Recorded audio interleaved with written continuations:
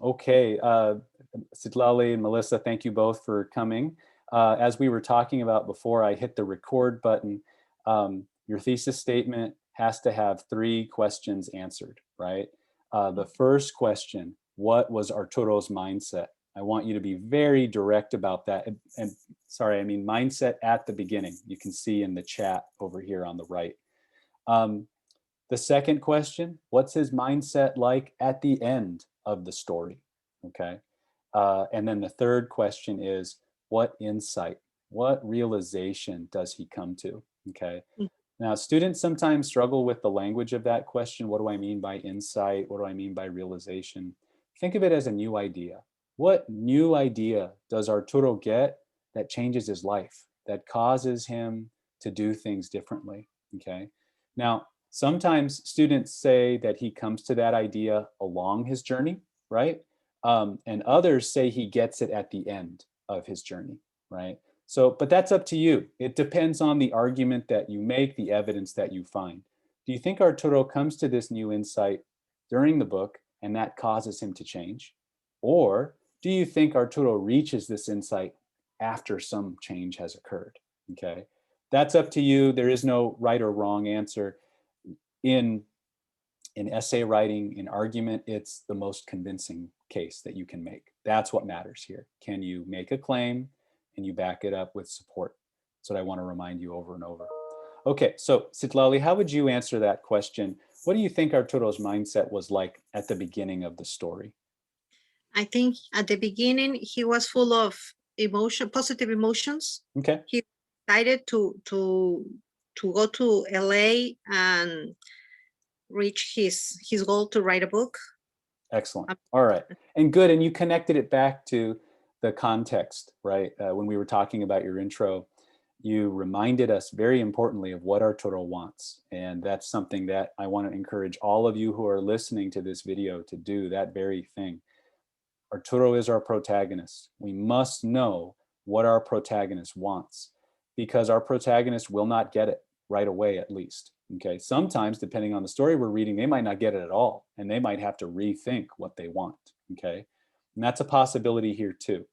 So in the beginning, right, one way we could think about Arturo's mindset is it's positive, it's hopeful, right? He's got big dreams and big plans. All right. There are other ways we can categorize Arturo's mindset at the beginning of the story too. Okay, what matters though is consistency. Okay, so if we're going to think about him being positive and hopeful, Sitlali, do you see a change in Arturo by the end of the story? And I'm going to write that question into the chat. What was Arturo's mindset at the end of the story? Do you see, does he become less positive, or does that positivity change in a way? Yeah, it was changing because he was to confront himself with some problems. Mm-hmm. He fell in love with a girl. Mm-hmm. That she didn't fall in love with him. Mm-hmm. She loved someone else. Damage, right? Mm-hmm. Damage. So how did he change? I missed that part. How does the positivity change, or the hopefulness or the excitedness change? What's he like at the end of the story?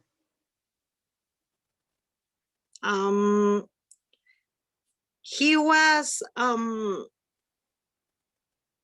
I think he was happy. Mm-hmm. Because finally he was he could write a book. Mm-hmm. But the other part, maybe the love, it wasn't incomplete, because finally he lost Camila. Mm-hmm. Do you think that love changed? And Melissa, feel free to jump in here too, right? Because he doesn't get Camila at the end of the story, right? And so I'm sorry, did you say it's for the best? Yeah, she's a mess. Yeah, well, and and he was at the beginning of the story, yeah. Right? He matured. You think he matures? Okay. I believe he matured to the end of the story. Okay. So we could think about that as like a form of maturity, right? And it doesn't have to be this overly simplified answer like Arturo is sad at the end of the story and before he was happy. It's like, well, he could still have some form of positivity, but now it's tempered with reality, right? He had to experience loss of some kind, right? Yeah. He matures, whereas I'm guessing you did not see him as mature at the beginning of the story. Okay, No. yeah, right. I agree, right? So he's positively immature at the beginning of the story, Yes. right? And he does mature, and we can detail that, right? You know, keep thinking as you are revising. We're in the revising stage about your language. Remember that abstraction ladder. And I think it was week 2, we talked about making our claims specific. Check out that voice thread. But the abstraction ladder has very abstract language at the top, which is very broad, and then it gets more specific as it goes down. Mature is good. It's somewhere in the middle. Okay, mature will help us. It gives us a sense of what he is. Positive is a little bit broad, right? Positive in what way, right? Whereas maturity is a little bit more specific. It makes us have associations with like responsibility, right? And being self-centered or thinking of others, things like that. So there are definitely ways, like if we were to say he is positive and Citlali, I like how you added hopeful to it. That helps us understand the kind of positivity he experiences, right? You know, because he's a pretty negative person despite being very hopeful and dreamer, right? Isn't that amazing? Like, you know, a character of conflict. That's what Arturo is, okay? So have those things though. Make sure whatever your answers are, that you have the answers to those 2 questions in your thesis. And the last one is the insight, okay? What insight does Arturo achieve? That's too deep of a question for us to handle in 4 minutes. I've got to run to the next appointment. But I really want to emphasize to you all, take the time to revise your introduction. Spend a lot of time working on that because as you'll see in my lecture materials this week, I let you know what the grade percentages are, like the way that I grade your paper. 30% of your paper grade comes from your introduction. It's a 100-point paper. So the math is pretty simple here. If it's a 100-point paper, then 30% of 100 points is 30 points, okay? 30 points in one paragraph, that's huge. No other paragraph will be worth as much. So make sure you take your time doing the context, the problem, and the response. What does Arturo want? What gets in the way of Arturo getting what he wants, and how does that cause him to develop? How does that change him? And then you end with your thesis, your response. Well, Arturo was this way at the beginning, but by the end of the story, he ends up acting like this. And that's because he's come to realize what? What has he come to learn about himself or the world that he lives in? Okay. Each paragraph needs to be a separate stage of development, right? Arturo's in this phase. He's in what stage, right? Maybe he's in his positive stage in paragraph 1, right? His dreamer stage, right?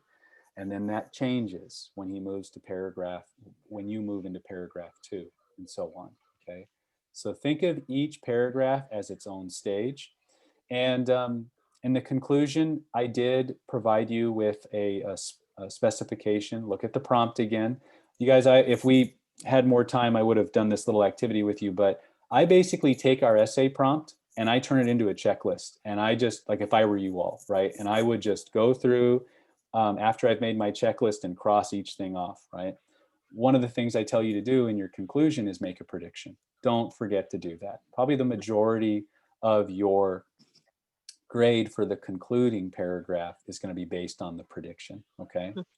Look at the lecture on conclusions. There are 3 parts. I like to do things in 3s, okay? It just makes sense structurally. You know, the first thing a conclusion does and reinforces the thesis, okay? And then it provides us with a review of the stages of his development, right? Those are the main points. And then you finish with your prediction. What do you think would happen next after this story ends, okay? All right, and finally, don't sweat the conclusion that much. It is only worth 5% of your paper's grade, okay? I think students overestimate the weight of the conclusion, okay? But you know, you need to have one. It should be structured, but don't worry about making it perfect. Okay. If you're going to obsess about something, obsess about your introduction, obsess about your body paragraphs. That's where I want you to put your mental energy. Okay. With that being said, I'm going to have to conclude it. I've got another review session to run off to. Email me if you have any questions, okay? But thank you for your time, Citlali. Nice to meet you. Thank you for joining us in one of these review sessions. Melissa has been a staple. She's been at others, and I'm glad Melissa was able to show up too. All right. Thank you. Okay. Yes, of Bye. course. Have a Take day. care. You too. You. Bye-bye. Bye-bye. Bye.